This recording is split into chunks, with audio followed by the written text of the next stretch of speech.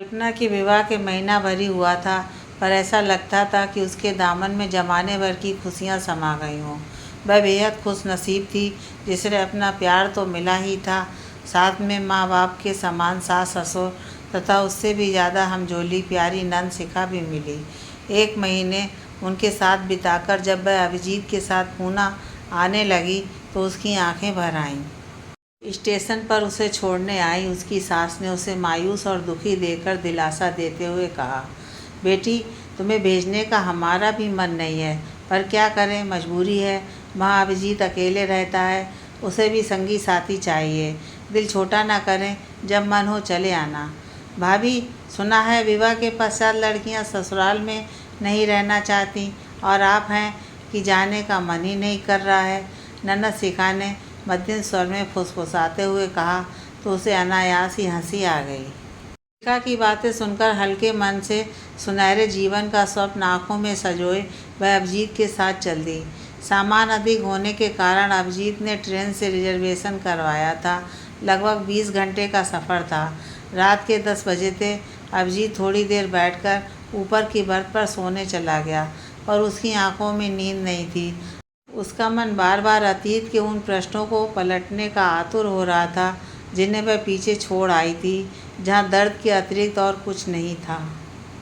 उसकी माँ पूजा अंतर्मुखी थी। पता नहीं क्यों वह किसी से मिलना जुलना या घूमना फिरना पसंद नहीं करती थी।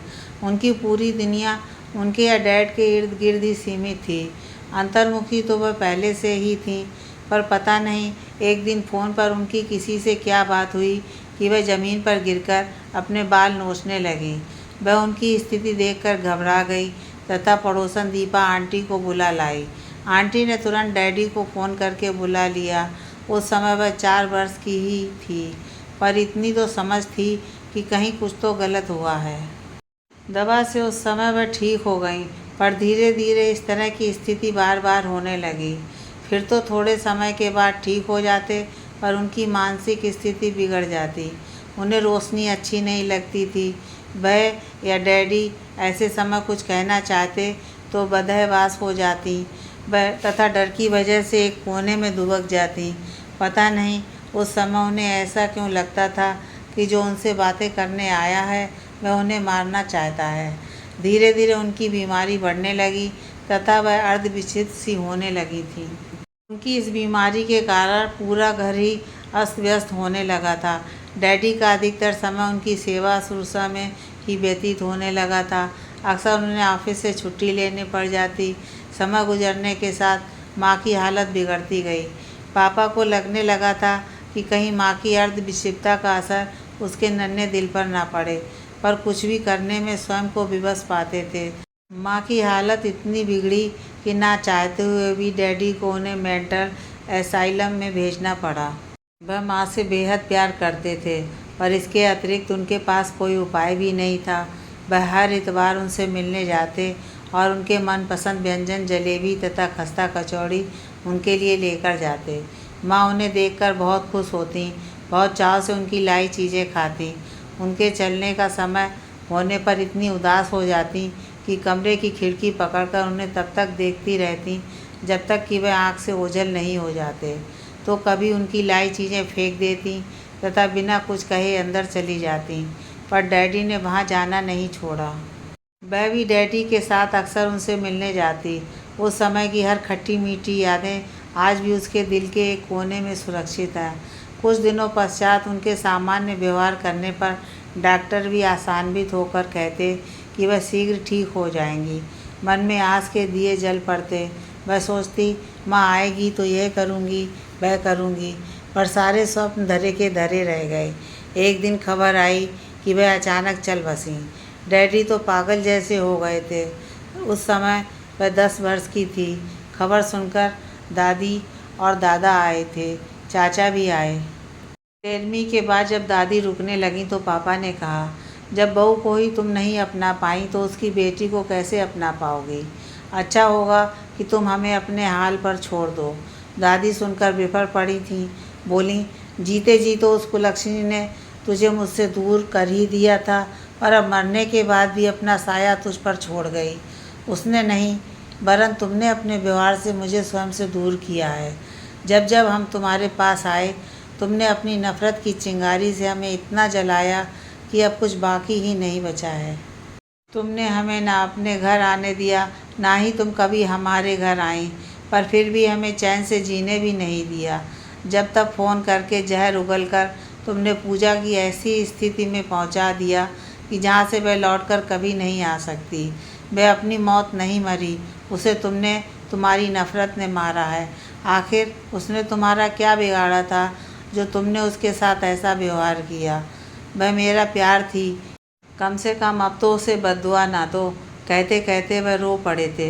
पहली बार उसने डैडी को ऐसे टूटते हुए देखा था, पर दादी पर उनकी बातों का कोई असर नहीं हुआ था।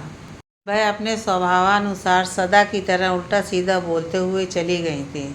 उस समय वह महज 10 वर्ष की थी।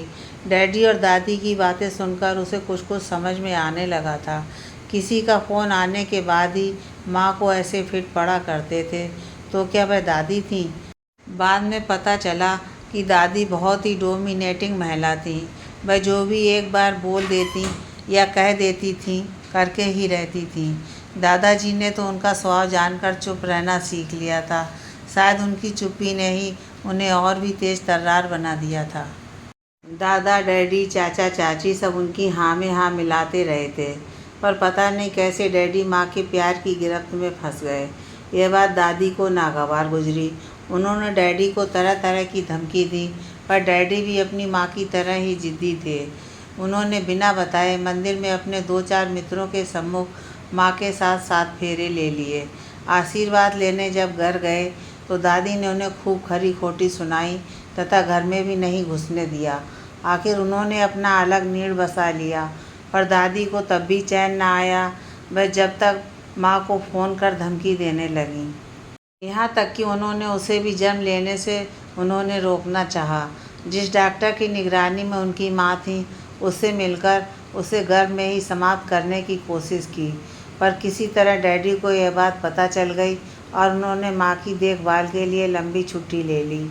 इस बात का माँ पर इतना असर पड़ा कि बात बात पर डरने लगी।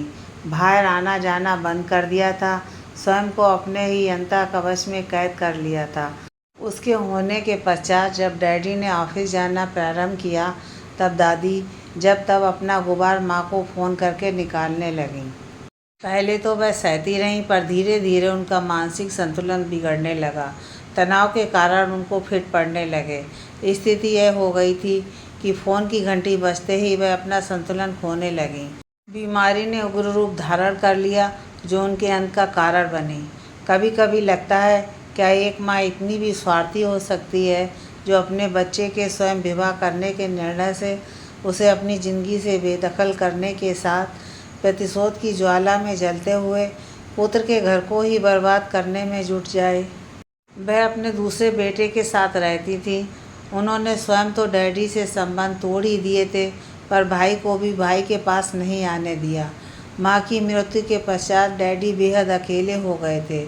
उसने कई बार अकेले कमरे में माँ की तस्वीर से बातें करते देखा था। परिस्थितियों ने उसे एकाएक बड़ा कर दिया था। उसने उन्हें कभी माँ और कभी बहन की तरह संभाला था। धीरे धीरे जब वह संभले तो उनकी सारी दुनिया उसके इर्द गिर्द घूमने लगी थी। पापा ने उसकी छोटी से छोटी खुशी का ध्यान रखा। उसके बिना कहे वे उसे कभी पिक्चर ले जाते, तो कभी परीक्षाओं के पश्चात किसी हिल स्टेशन पर।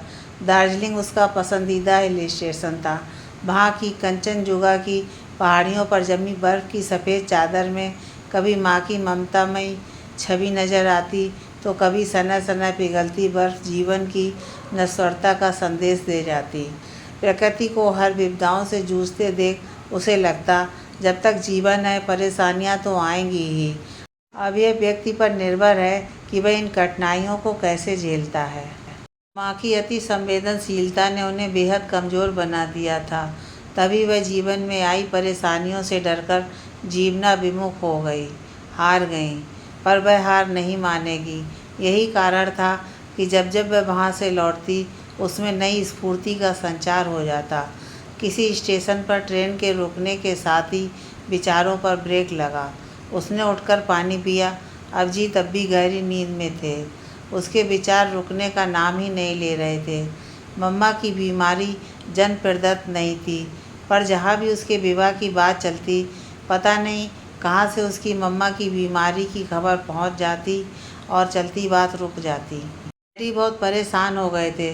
उन्हें परेशान देखकर एक दिन उसने कहा, डैडी, विवाह ही तो जीवन का मकसद नहीं होता। मैं कैरियर वूमन बनना चाहती हूँ, अतः आप यह सब बंद कर दें। डैडी ने निराशा से उसके सिर पर हाथ फेरा था। उसने भी कोशिश करने में कोई कमी नहीं छोड़ी। वह अध्यापिका बनना चाहती थी, अतः उसने एमए करने के पश्चात पीएचडी किया और वह एक कॉलेज में नौकरी करने लगी। मन की हीन भावना कम होते ही चेहरे पर अनोखा आत्मविश्वास आ गया था। पापा उसे खुश देखकर खुश थे, पर फिर भी उसके भविष्य को लेकर सदा आशंकित रहते थे। शायद इसीलिए उसके मना करने के बावजूद वे अपने प्रयासों में लगे थे। तब लगता एक लड़की होना माता पिता के लिए कितना दुखदाई होता है। एक दिन वह डैडी के साथ उनके मित्र अनिल की लड़की वनिता के विवाह में गई। वहाँ पर अभिजीत ने उसे देखा तथा उसके पास आकर कहा, तुम कल्पना जोशी हो ना? हाँ, आप? मैं अभिजीत पांडे। हम सेंट जोसेफ में एक साथ पढ़ते थे। अरे हाँ, आजकल कहाँ हो? संपर्क का सूत्र हाथ में आते ही कहा, मैं पूना में कांजीनेंट कंपनी में सॉफ्टवेयर इंजीनियर हूँ। तुम? मैं डिग्री कॉलेज में व्याख्याता हूँ। यहाँ कैसे? वनिता मेरे मामा की लड़की है। और तुम? आपके मामा मेरे पिता के मित्र हैं। ओह, क्या आपका विवाह हो गया? उसने पूछा। नहीं, अचानक मुंह से निकल गया। दोनों को अपनी अपनी मंजिलें मिल गईं। अब क्या हमारी मंजिल एक हो सकती है? जी, उसने आश्चर्य से उसे देखा। आप मेरे प्रस्ताव पर आश्चर्यचकित हो गई ना? यह स्वाभाविक भी है, पर शायद आपको पता नहीं कि पिछले 7 वर्षों से मैं आपको ढूंढ रहा हूँ। मुझे आपकी खामोशी ने आपका फ़ैन बना दिया था, पर उस समय मैं आपको प्रपोज नहीं कर सकता था। मेरे लिए मेरा कैरियर महत्वपूर्ण था। जब मैंने अपनी मंजिल पा ली, तब आपसे मिलने आपके घर गया। तब पता चला कि आपने घर बदल लिया है। तब मैंने फेसबुक पर आपको सर्च कर आपको फ्रेंड रिक्वेस्ट भेजी, पर आपने एक्सेप्ट नहीं की।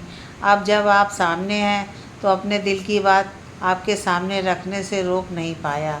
मेरा एक तरफा प्यार है, लेकिन अगर आपकी सहमति हो तो विवाह का पैगाम भिजवा दूं? बेटा, घर चलें? उसके पापा ने उसके पास आकर कहा। पापा, इनसे मिलिए, ये अभिजीत हैं। हम दोनों ने साथ साथ हायर सेकेंडरी किया था। अब ये पूना में कांजीनेट कंपनी में एज ए सॉफ्टवेयर इंजीनियर काम कर रहे हैं। तुमसे मिलकर बहुत अच्छा लगा। कभी घर आओ। जी बिल्कुल, अभिजीत ने कल्पना की आंखों में देखते हुए कहा। कल्पना का मौन निमंत्रण पाकर अभिजीत ने अपने मामा जी द्वारा विवाह का पैगाम भिजवाया। डैडी को तो मानो पंख ही मिल गए। उनकी सामान्य कदकाठी वाली बेटी के लिए ऐसे विवाह का पैगाम आएगा, वह सोच भी नहीं सकते थे। कल्पना भी खुश थी। एक बार फिर वह किशोर वह के उन सतरंगी सपनों में खोने लगी थी। उसने भी अभिजीत का साथ चाहा था। वह हैंडसम तो था ही, पढ़ाई में भी बहुत अच्छा था, पर मन की बात जुबां पर नहीं आ सकती थी। आज जब उसको अपनी चाहत मिल रही थी, तब पता नहीं क्यों वह स्वयं को विवाह के लिए तैयार नहीं कर पा रही थी। उसने दृढ़ निश्चय के साथ अपने मन की बात डैडी के सामने दोहरा दी। नहीं चाहती थी कि बात आगे बढ़े, फिर मम्मा की बीमारी की वजह से रुक जाए, या बाद में पता चलने पर उस पर छिपाने का झूठा आरोप लगे तथा उसे भी वही मानसिक यातनाएं झेलनी पड़े जो उसकी मम्मा ने झेली थी। डैडी उसके ना चाहने के बावजूद सच्चाई बता देने का आश्वासन देकर सुखद भविष्य की चाह लिए उनके घर चले गए। यही शायद बेटी वाले की त्रासदी है कि वह अपना सारा मान सम्मान पुत्री के सुखद भविष्य के लिए ताक पर रख देता है। बार बार अपमानित होते हुए भी उसे अपनी पगड़ी लड़के बालों की चौखट पर रखने में संकोच नहीं होता। पापा ने अपना सारा अतीत उनके सामने खोल कर रख दिया। सारी बातें सुनकर अभिजीत के पापा ने सिर्फ इतना कहा, आप हम पर भरोसा कर सकते हैं। आज से आपकी बेटी हमारी बेटी हुई। वैसे 4 वर्ष तक ना नुकर करने के पश्चात उसने किसी लड़की को देखकर विवाह के लिए हामी भरी है। हम भी उसकी पसंद से मिलना चाहते हैं। उससे मिलकर अभिजीत के माँ बाप ने अपने बेटे की पसंद पर अपनी मोहर लगा दी। अवसर मिलते ही कल्पना ने भी अपने मन के द्वंद्व को उससे शेयर किया। उसकी बात सुनकर अभिजीत ने कहा, कम ऑन कल्पना, व्यर्थ का डर अपने मन से निकाल दो। कुछ हुआ भी तो मैं हूँ ना। हाँ, अगर मैं तुम्हें पसंद नहीं हूँ तो तुम निसंकोच मना कर सकती हो, क्योंकि मैं उस लड़की से विवाह नहीं करना चाहता जो मुझे पसंद ना करती हो। विवाह संबंध के लिए दोनों की सहमति आवश्यक है। अभिजीत के शब्दों ने उसके मन के द्वंद्व को शांत कर दिया था। उससे मिलकर कल्पना को ऐसा लगा जैसे वह उसके सपनों का राजकुमार है, जिसका वह आज तक उसका इंतज़ार कर रही थी। उसने भी अपनी सहमति दे दी। फिर 1 महीने पश्चात विवाह की तिथि निकली। इस 1 महीने में ही वे एक दूसरे पर जाट छिड़कने लगे थे। रोज़ फ़ोन पर बातें होती, भविष्य की योजनाएं बनती। तब लगता कि अगर ज़िंदगी में किसी का साथ हो, प्यार हो, तो ज़िंदगी के मायने ही बदल जाते हैं। यद्यपि उसने आशंकित मन से अभिजीत के घर में कदम रखा था, पर उसकी सारी आशंकाएं निर्मूल साबित हुईं। अभिजीत के मम्मा पापा ने उसे तहे दिल से अपनाया, अपनी बच्ची की तरह ख्याल रखा। घर क्या होता है, प्यार की गहराई और रिश्तों के माधुर्य का उसे उन सबके बीच रहकर ही एहसास हुआ था। यही कारण था कि उन्हें छोड़कर अभिजीत के साथ आते हुए उसकी आंखें नम हो आई थीं। अपने सास ससुर का प्यार और भावनात्मक सहयोग पाकर उसे महसूस हुआ था कि परिवार के सभी सदस्यों का आपसी प्रेम और सामंजस्य व्यक्ति के सर्वांगीण विकास में सहायक है। प्यार ही जीवन को न केवल सुखी और संतुष्ट बनाता है, वरन जीवन में आगे बढ़ने की प्रेरणा भी देता है। घर में जरा सी अशांति व्यक्ति की प्रगति की राह में रोड़ा बनती है। यह उसकी सुनी सुनाई बात नहीं, वरन उसका अपना स्वयं का अनुभव था। घर में अशांति के कारण ही डैडी वह मुकाम हासिल नहीं कर पाए थे जो उनके अन्य मित्रों ने पा लिया था। उसने निश्चय कर लिया था कि वह सदा अभिजीत की प्रेरणा बनेगी, ना कि बेड़ी। इस विचार के साथ ही उसके मन का दावानल शांत हो गया था तथा आंखों में निद्रा रानी ने डेरा डालना प्रारंभ कर दिया था। सोचते सोचते पता नहीं कब आँख लग गई। ब्रेकफास्ट की आवाज़ सुनकर उसकी आंखें खुलीं। सामने देखा तो पाया अभिजीत बैठा मुस्कुरा रहा है। घड़ी के 9 बजते देख शर्मा गई। इतनी देर तक सोती रही। अगर ट्रेन में ब्रेकफास्ट सर्व करते वेटर की आवाज़ न सुनती तो शायद सोती ही रह जाती। जगाया क्यों नहीं, कहते हुए उठने का उपक्रम किया। सोते हुए अच्छी लग रही थी, इसलिए जगाया नहीं, अभिजीत ने मुस्कुराते हुए कहा। उसने चौंक कर इधर उधर देखा। अरे कोई नहीं है, इस एसी केबिन में हम अकेले ही हैं। पिछले स्टेशन पर ही वह जोड़ा उतर गया। अभिजीत ने उसके पास बैठते हुए कहा, सर ब्रेकफास्ट? पर्दा हटाकर वेटर ने पूछा तो अभिजीत ने एकाएक झिटक कर बोला, यस 2 वेज। अनायास ही शरारती हंसी हंस दी तथा टावल लेकर बाथरूम चली गई। जब लौटी तो एक आदमी और उस कैबिन में आ चुका था। वह फिर अभिजीत की आंखों में छाई बेबसी को देखकर मुस्कुरा दी। ब्रेकफास्ट भी आ गया था। उसे देखकर उसने कहा, मम्मी जी ने इतना नाश्ता खाना रखा है, उसका क्या होगा? अभी बहुत लंबा सफ़र है, सब खत्म हो जाएगा। उसके बाद भविष्य की योजनाओं का दौर शुरू हुआ। बीच बीच में अभिजीत बैग से मम्मी के हाथ के बनाए मठरी चिप्स सेब के पैकेट निकालता, उसमें से कुछ पेपर प्लेट में रखता, फिर वापस बैग में रख देता।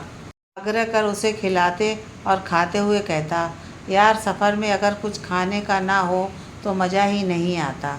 उसका व्यवहार देखकर उसे लग रहा था, सच कितना हंसमुख और सहनशील है अभिजीत। उससे किसी बात की आशा किए बिना वह स्वयं ही खाने के पैकेट निकाल और रख देता था, वरना वह भी आम भारतीय मर्दों की तरह कह सकता था, भूख लगी है, बैग से कुछ खाने के लिए निकालो। तुम तो फिर कहीं खो गई, याद है कि नहीं? हम भी आपके साथ हैं। सॉरी, मैं भी बस ऐसे ही। फिर तो उसके साथ बातचीत में सफ़र कैसे कटा पता ही नहीं चला। यही हाल पूना पहुंचकर रहा। अभिजीत सुबह ऑफिस के लिए जाते तो घर को सहेजने और सजाने तथा नई नई डिश ट्राई करने में लगी रहती। खाने की कुछ कुछ ट्रेनिंग तथा अभिजीत की पसंद और नापसंद की जानकारी तो उसने अपनी सास से ले ही ली थी, पर फिर भी उन्हें अपनी तरह से बनाना और पेश करना उसका शौक़ था। ऑफिस पास होने के कारण वह लंच ब्रेक पर घर आ जाता था। अगर कभी नहीं आ पाता तो फ़ोन करके मना कर देता था। जब भी समय मिलता पिक्चर देखते तथा बाहर ही खाना खाकर लौटते। अपनों का प्यार और विश्वास ही जीवन को खुशहाल बना सकता है, यह तो उसे पता था, पर किसी के प्यार में डूबकर जिंदगी इतनी हसीन भी हो सकती है, उसने कभी सोचा ही नहीं था। उसके विवाह को 2 महीने बीत गए थे। ऐसा लगता था मानो संसार की सारी खुशियाँ उसके दामन में समा गई हैं। अभिजीत मल्टीनेशनल कंपनी में कार्यरत है, अच्छा खासा वेतन है। उससे भी ज़्यादा सौम्य उनका स्वभाव और व्यवहार है, पर परेशानी तब होती जब कभी कभी अपने प्रोजेक्ट के सिलसिले में वह देर रात लौटते, देर तक सोते तथा उठते ही फिर चल देते। पूरे दिन एकांत की विभीषिका उसे तड़पाने लगती, पर अभिजीत को अपना काम तो करना ही पड़ेगा सोचकर मन को समझा लेती। फिर भी पूरे दिन का अकेलापन उससे झेला नहीं जा रहा था। काम करने की आदत थी, अतः पूरे दिन का खालीपन उससे सहा नहीं जा रहा था। अभिजीत यहाँ और वह वहाँ वाली मना स्थिति के कारण वह अपनी नौकरी से त्याग पत्र दे आई थी। स्कूलों में नियुक्ति का समय समाप्त हो चुका था, अब अगले वर्ष ही प्रयत्न कर सकती थी। आखिर उसने कंप्यूटर क्लास ज्वाइन कर ली। धीरे धीरे वह अपने घर संसार में रमने लगी थी। स्मार्टफोन तो था ही, जब मन करता वह डैडी से, सास ससुर या शिखा से बातें करती। दूरी का एहसास ही नहीं होता था। ननद शिखा कहती, भाभी आप तो जाना ही नहीं चाह रही थी, पर लगता है अब तो आपको आने का मन ही नहीं करता, वरना इतने दिन हो गए एक चक्कर तो लगा ही लेती। उसके सब दिल को गुदगुदा देते। मानव स्वभाव की यही खूबसूरती है कि वह परिस्थितियों के अनुसार जल्दी ही स्वयं को ढाल लेता है। पर जब भी डैडी से बातें करती, न जाने क्यों उदास हो जाती। यद्यपि वह उसे सुखी देखकर वह खुशी होते, उसे ढेरों आशीर्वाद देते, पर उनके स्वर का सूनापन उससे छिप ना पाता या उसे ही महसूस होता। वह चाहते हुए भी उनके लिए कुछ भी कर पाने में स्वयं को असमर्थ पाती। कभी मन की व्यथा अभिजीत से कहती तो वह कहते, जाकर मिल आओ या बुला लो। एक बार उसके डैडी को आने के लिए कहा तो वह बोले, बेटी तू मेरी चिंता मत किया कर, मैं यहाँ ठीक हूँ और फिर अभी नौकरी कर रहा हूँ, इतनी छुट्टी कहाँ मिलेगी। अभिजीत के प्यार ने उसके मन के सुसुप्त बच्चे को पुनर्जीवित कर दिया था। वह बच्चों की तरह रूठती, वह मनाता, हर छोटी बड़ी मांग वह पूरा करता। लगता जिस प्यार के लिए वह तरसती रही वह अब उसे मिल रहा है। दिन गुजर रहे थे। उसके जन्मदिन को 1 हफ्ता बाकी था। घर में सामान्य वातावरण न होने के बावजूद उसका जन्मदिन सदा ही मनाया जाता था। डैडी उससे पूछकर उसको नई ड्रेस और मनपसंद गिफ्ट खरीदवाते। उसे उस समय गुड़ियाओं का बेहद शौक़ था। उसके पास आज भी विचित्र तरह की गुड़ियाओं का संग्रह है। कश्मीरी हो या गुजराती, मणिपुरी हो या बंगाली, जापानी हो या चीनी, उसने सबको संभाल कर रखा है। विवाह के पश्चात उसका पहला जन्मदिन है। उसे लग रहा था अभिजीत जब उसे इतना चाहता है तो उसे कोई खूबसूरत उपहार अवश्य देगा। जैसे जैसे दिन पास आता जा रहा था उसकी बेसब्री बढ़ती जा रही थी। डैडी के सामने तो हफ्ते भर पहले से ही उसकी फरमाइश शुरू हो जाती थी। वह जो चाहती थी लेकर ही रहती थी। आज भी उसके मन का सुसुप्त बच्चा चाह रहा था कि अभिजीत उससे उसको देने वाले उपहार के बारे में पूछे और वह उसके सीने में अपना चेहरा गड़ाकर कहे, जब तुम मुझे मिल गए हो तो और दूसरे उपहार की आवश्यकता ही क्या है। अभिजीत का व्यवहार तो ऐसा था कि मानो उसे कुछ पता ही ना हो, पर फिर अपनी सोच पर रोक लगाती हुई सोचती कि क्यों वह बच्चों की तरह उतावली हो रही है। अभी तो कई दिन बाकी हैं। आखिर वह दिन भी आ गया। सुबह ही सुबह डैडी का उसको विश करने के लिए फ़ोन आ गया। उसके बाद ही सास ससुर और शिखा ने भी उसे जन्मदिन की बधाई दी। पापा ने कहा कि तुम्हारा गिफ्ट कोरियर से भेज दिया है। सुनकर भी कोई उत्साह नहीं जगा। अभिजीत का सामने रहते हुए विश न करना उससे सहा नहीं जा रहा था। अतः बेमन से सबसे बातें करके फ़ोन रख दिया। उसे फ़ोन पर बातें करते देख अभिजीत ने पूछा कि किसका फ़ोन था। उसके बताने पर बोले, आज क्या बात है, सुबह ही सुबह सबके फ़ोन आ रहे हैं। उसकी बात सुनकर वह किचन में चली गई तथा आंखों से आंसू बहने लगे। पीछे से अभिजीत आ गए। बोले, क्या बात है कल्पना, बहुत उदास लग रही हो, क्या पापा की याद आ रही है? तुम चाहो तो मिला लाऊं? चलो नाश्ता बन गया है। उसकी बात का कोई उत्तर न देते हुए उसने कहा। पता नहीं क्यों आज उसे अभिजीत से बातें करना बिल्कुल भी अच्छा नहीं लग रहा था। नाश्ता भी बेमन से किया।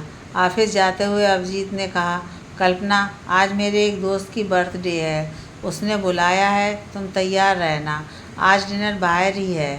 दिल जल गया था। अपने मित्र की बर्थडे याद है पर अपनी पत्नी की नहीं। मन किया कह दे कि तुम्हें जाना हो तो जाओ, पर मैं नहीं जाऊंगी, पर चाह कर भी कुछ नहीं कह पाई।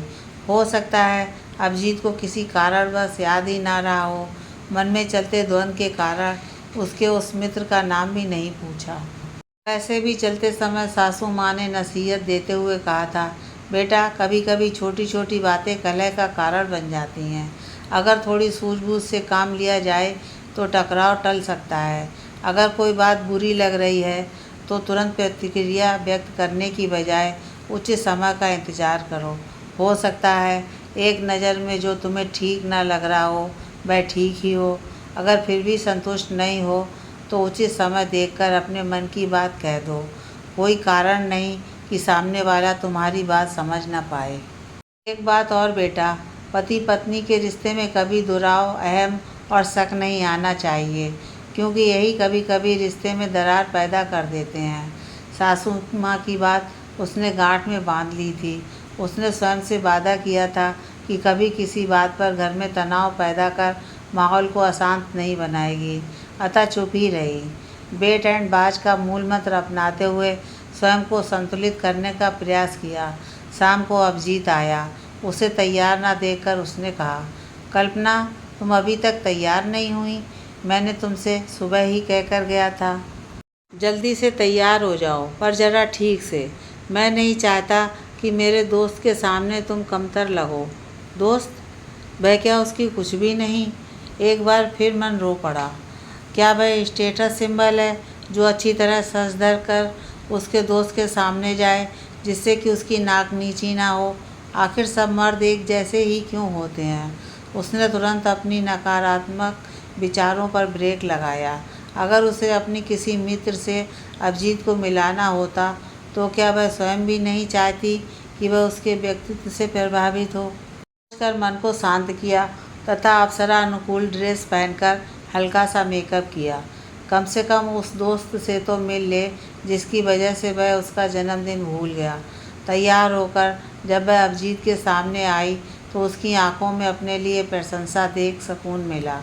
सारे गिले शिकवे घर में ही छोड़ विश्वासयुक्त कदमों से उसके साथ चल दी। रास्ते में अभिजीत ने तनिष्क शोरूम के समक्ष कार रोक दी तथा कहा, चलो दोस्त को देने के लिए कोई गिफ्ट खरीद लेते हैं। उसने डायमंड लेडी रिंग की डिमांड की। उसे आश्चर्य से देखते देख उसने कहा, कल्पना, मैं तुम्हें बताना भूल गया था, मेरा दोस्त पुरुष नहीं औरत है। वह मेरी बेस्ट फ्रेंड रही है, अतः मैं चाहता हूँ कि उसे एक अच्छी डायमंड रिंग भेंट करूँ। एक बार मन डोलने लगा, पर दुकान पर क्या सवाल जवाब करती, अतः मन पर काबू कर रिंग पसंद करने लगी। पर जब मन ही अव्यवस्थित हो तो भला किसी चीज़ में मन कहाँ लगता है। आखिर अभिजीत ने ही एक रिंग पसंद की। उसकी अंगुली में रिंग डालकर पूछा कि कैसी लग रही है, तो उसने इतना ही कहा, ठीक है। कीमत 50,000 सुन फिर मन कसमसाया। ना चाहते हुए भी बार बार मन में एक ही बात आ रही थी, दोस्त के लिए इतना महंगा गिफ्ट और अपनी पत्नी के लिए कुछ भी नहीं। गिफ्ट की बात तो दूर, उसे अभी तक उसका जन्मदिन भी याद नहीं आया। बेमन से वह उसके पीछे पीछे चल दी। रेस्टोरेंट पहुंचकर भी उसका मन कार से उतरने का नहीं कर रहा था। आखिर अभिजीत ने ही उसकी तरफ का दरवाज़ा खोलकर अदा से कहा, आइए मैडम, बंदा हाजिर है। और दिन होता तो वह उसकी इस अदा पर खिलखिला पड़ती, पर आज न जाने क्यों उसकी यह अदा भी अपरिचित लगी। वह भारी कदमों से उसके पीछे चल दी। रेस्टोरेंट के प्रवेश द्वार पर ही 2 वेटर बुके लेकर खड़े थे। वेलकम मैम कहते हुए बुके देकर उन्होंने उसका स्वागत किया। मन में कसमकस लिए वह अभिजीत के साथ अपने केबिन में पहुंची ही थी कि गुलाब की पंखुड़ियाँ उसके ऊपर गिरकर उसका स्वागत करने लगीं। वह कुछ समझ पाती कि सामने दीवार पर लाइट की झिलमिलाहट हुई। उसी के साथ happy birthday to you dear लिखकर आने लगा। यह सब क्या है? तुम्हारी मित्र कहाँ है? उसने आश्चर्य से पूछा। क्या तुम मेरी मित्र नहीं हो? अभिजीत ने उसकी आंखों में आंखें डालते हुए कहा। मित्र? हाँ मित्र। अच्छी मित्र ही अच्छी पत्नी बन सकती है। वैसे भी तुम मेरी मित्र पहले हो, पत्नी बाद में। मेरा तो यही मानना है, अच्छी मित्र बनकर ही पत्नी व्यक्ति के सुख दुख के क्षणों में उसकी समस्याओं को समझकर जीवन को नया आयाम दे सकती है, उसे संबल प्रदान कर सकती है। अभिजीत का नया रूप देखकर आंखों में आंसू आ गए। इतना समझदार और सहयोगी पति मिला है और व्यर्थ ही पिछले कुछ दिनों से परेशान थी। उसकी प्रवृत्ति के अनुसार सब कुछ अवसरानुकूल और सुनियोजित, कहीं कोई कमी नहीं। क्या मैडम को हमारा अंदाज पसंद नहीं आया? नहीं, ऐसी बात नहीं है, कहते हुए उसने स्वयं को संभाला। शायद तुम मुझसे खफा हो, सुबह से तुम्हें बिस्योर नहीं किया, पर क्या करता, मेरी यही प्रवृत्ति है, अंदाज है। सरप्राइज़ देने में मज़ा आता है, या समझ लो मैं ऐसा ही हूँ। कहते हुए उसने उसकी उंगली में अंगूठी पहनाई। वह सब गिले शिकवे भूलकर थैंक यू कहते हुए उसके गले लगने ही वाली थी कि वेटर एक प्लेट में केक और चाकू लेकर आ गया तथा बोला, सर आपका ऑर्डर तैयार है। अभी नहीं, आधे घंटे बाद। वे इस पल को खूब एंजॉय करना चाहते थे। जिस बर्थडे के लिए वह पिछले हफ्ते भर से परेशान थी, वह इतनी शानदार होगी उसने कल्पना भी नहीं की थी। सच, इंसान कभी कभी छोटी सी बात को लेकर इतने तनाव या क्रोध में आ जाता है कि उसे अच्छे बुरे का भी ज्ञान नहीं रहता। अगर आज वह अपने मन पर काबू न रख पाती तो उसके और अभिजीत के बीच दूरी तो पैदा होती ही, उसे इतनी खुशी भी नहीं मिलती जितनी इस समय मिल रही है, और ना ही अभिजीत का यह अनूठा रूप, प्यार का अनूठा अंदाज देखने को मिलता। वास्तव में अभिजीत के रूप में मित्र, प्रेमी और पति को पाकर मैं भाव विभोर हो गई। कल्पना को संतोष था तो सिर्फ इतना कि उसने स्वयं से किया वादा निभाया, वरना शक का कीड़ा तो उसके दिलो दिमाग में कुलबुलाने ही लगा था। पर उसकी समझदारी भरे कदमों ने उसे उनके दाम्पत्य जीवन पर कुंडली मारकर बैठने से पूर्व ही मसल डाला था।